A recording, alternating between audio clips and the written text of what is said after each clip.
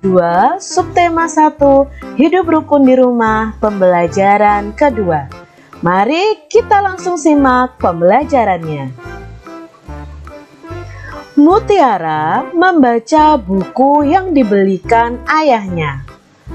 Perhatikan sampul bukunya. Ini adalah buku yang dibelikan ayah untuk Mutiara. Nah, buku tersebut ada sampulnya adik-adik. Dalam buku tersebut ada gambar burung Garuda. Nah, tentunya kalian sudah pernah melihatnya. Garuda Pancasila adalah lambang negara Indonesia. Burung Garuda besar, gagah, dan perkasa. Lihatlah perisainya. Nah, adik-adik bisa lihat perisainya di sini. Di dadanya itu ada perisai. Perisai itu memuat simbol dari sila-sila pada Pancasila. Pancasila adalah dasar negara kita. Nah, di dalam Garuda Pancasila ini ada perisai, di mana perisai tersebut terdapat simbol-simbol dari sila-sila pada Pancasila. Nah, di sini kita bisa lihat dalam perisainya ada bintang, ada rantai emas, ada pohon beringin, ada kepala banteng, dan ada padi dan kapas. Pancasila berasal dari dua kata, yaitu panca dan sila. Nah, panca sendiri artinya adalah 5. Sedangkan sila itu artinya dasar atau aturan. Jadi, Pancasila itu artinya 5 dasar atau 5 aturan. Makanya di sini dalam perisainya ada 5 gambar yang menunjukkan masing-masing sila pada Pancasila. Nah, kita perhatikan di sini adik-adik. Kita harus memahami dan menghafal 5 sila yang ada pada Pancasila. Sila yang pertama adalah ketuhanan yang Maha Esa. Maka dalam perisai tersebut lambangnya adalah bintang.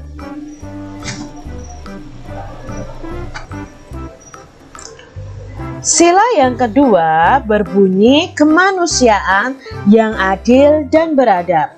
Di situ dilambangkan dengan rantai emas. Lalu sila ketiga yaitu persatuan Indonesia. Dilambangkan juga dengan gambar pohon beringin. Sila keempat berbunyi kerakyatan yang dipimpin oleh hikmat kebijaksanaan dalam permusyawaratan perwakilan, dilambangkan oleh kepala banteng. Sila terakhir atau sila kelima adalah keadilan sosial bagi seluruh rakyat Indonesia. Itu dilambangkan dengan simbolnya padi dan kapas.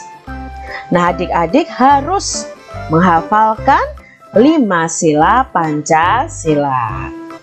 Sekarang kita ingat lagi ya. Sila pertama tadi simbolnya adalah bintang, karena berhubungan dengan ketuhanan yang Maha Esa. Sila kedua itu simbolnya rantai. Sila ketiga simbolnya pohon beringin.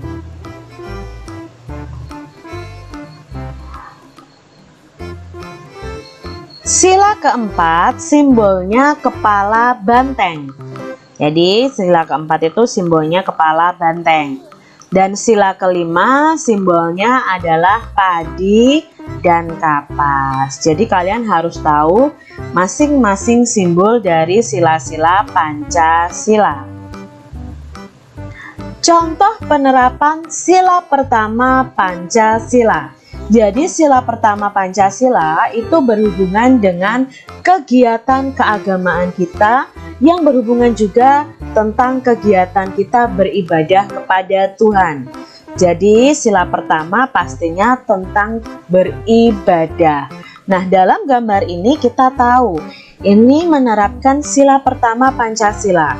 Contohnya gambar orang yang sedang melakukan sholat, keluarga yang sedang berdoa sebelum makan, keluarga yang pergi ke gereja, lalu ada juga keluarga yang sedang beribadah di pura, beribadah di wihara, beribadah di kelenteng. Jadi ini menerapkan sila pertama Pancasila.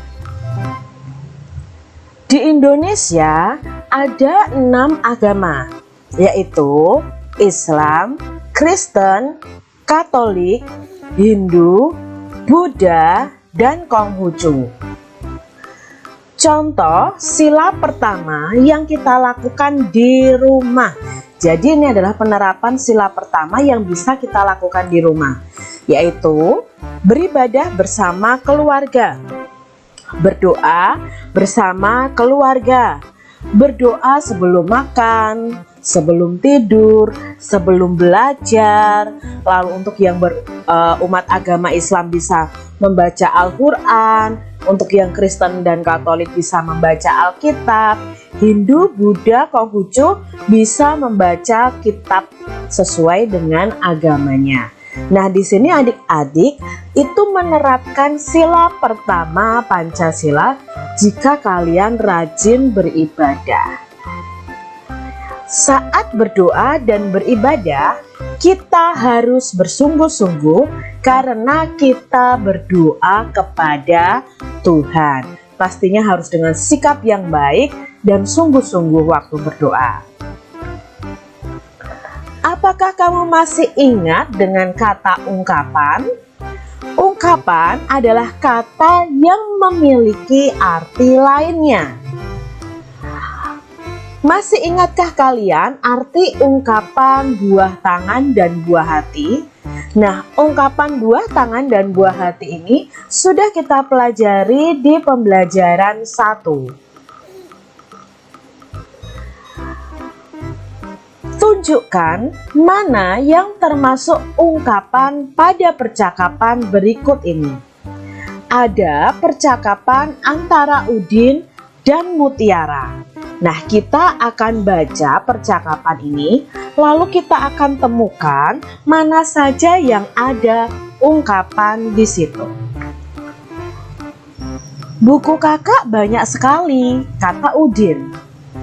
Kakak memang senang membaca buku, jawab Mutiara. Wah, kakak memang pantas dijuluki kutu buku. Ayo, kamu juga harus rajin membaca.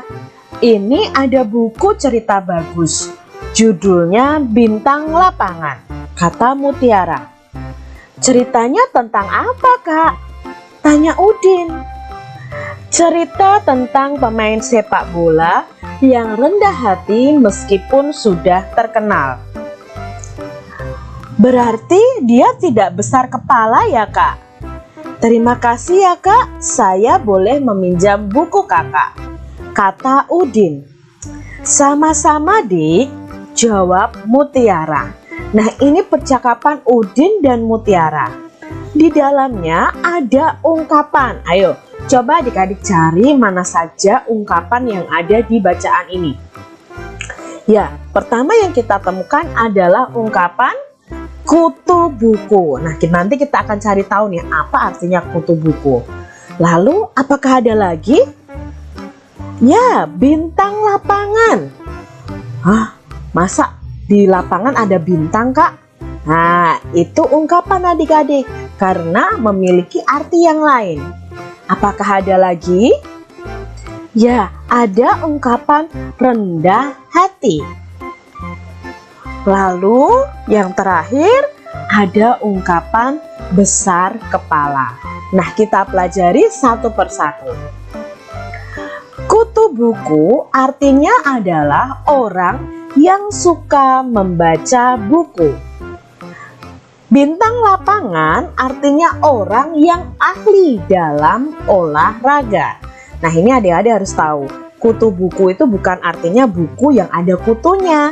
Tidak, tetapi orang yang suka membaca buku.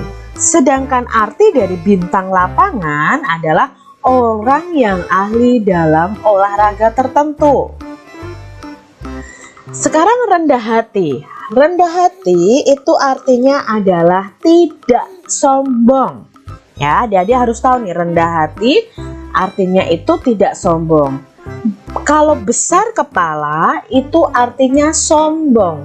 Bukan kepalanya besar adik-adik, tapi di sini ada sifat sombong di dalamnya. Nah, sekarang kita pelajari satu persatu tentang ungkapan tadi. Contoh kalimat dengan ungkapan kutu buku.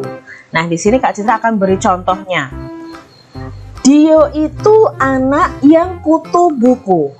Nah, dari kalimat ini kita bisa mengetahui artinya bahwa Dio itu anak yang suka membaca buku. Karena kutu buku artinya adalah suka membaca buku. Contoh yang kedua. Ria dipanggil si anak yang kutu buku. Artinya Ria dipanggil si anak yang suka membaca buku. Nah, sekarang kita lanjutkan. Contoh berikutnya adalah ungkapan bintang lapangan. Ronaldo menjadi bintang lapangan sepak bola. Artinya, Ronaldo menjadi pemain yang ahli dalam bidang olahraga sepak bola. Karena bintang lapangan artinya adalah pemain yang ahli dalam bidang olahraga. Contoh selanjutnya, Susi Susanti menjadi bintang lapangan bulu tangkis. Artinya, Susi Susanti menjadi pemain yang ahli dalam bidang olahraga bulu tangkis. Kita lanjutkan ke contoh kalimat dengan ungkapan rendah hati. Walaupun Vio juara kelas, ia tetap rendah hati. Artinya, walaupun Vio juara kelas, ia tetap tidak sombong. Karena arti rendah hati adalah tidak sombong. Orang kaya itu rendah hati. Itu berarti artinya orang kaya itu tidak sombong. Kita lanjutkan ke ungkapan berikutnya, yaitu ungkapan besar kepala. Orang itu besar kepala. Artinya bukan orang itu kepalanya besar adik-adik, tapi di sini artinya orang itu sombong. Nah, contoh kalimat berikutnya. Vivi juara kelas dan anaknya besar kepala. Artinya Vivi juara kelas dan anaknya sombong. Nah, adik-adik nggak boleh ya besar kepala ya, karena itu tidak baik. Nah, dalam percakapan tadi antara Udin dan Mutiara, kita sudah menemukan berbagai macam ungkapan dan artinya. Ya, ada kutu buku, bintang lapangan, rendah hati, dan besar kepala. Dari percakapan ini ada pertanyaan yang harus adik-adik jawab. Yang pertama, apa arti ungkapan tersebut? Nah, tadi Kak Citra sudah jelaskan ya, arti masing-masing ungkapan. Coba kalian ulangi. Apa itu kutu buku? Ya, kutu buku adalah sebutan untuk orang yang suka atau gemar membaca. Lalu apa itu bintang lapangan? Ya, bintang lapangan itu orang atau pemain yang ahli dalam bidang olahraga. Lalu ada rendah hati yang artinya tidak sombong. Lalu ada besar kepala yang artinya sombong. Pertanyaan kedua, apakah Udin dan Mutiara saling menyayangi? Iya, Udin dan Mutiara saling menyayangi. Bagian percakapan manakah yang menunjukkan mereka saling menyayangi?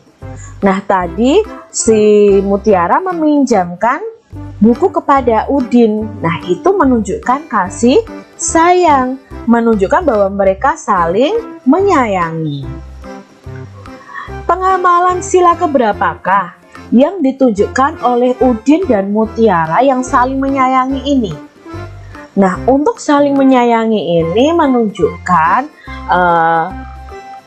pengamalan sila kedua Pancasila, ya.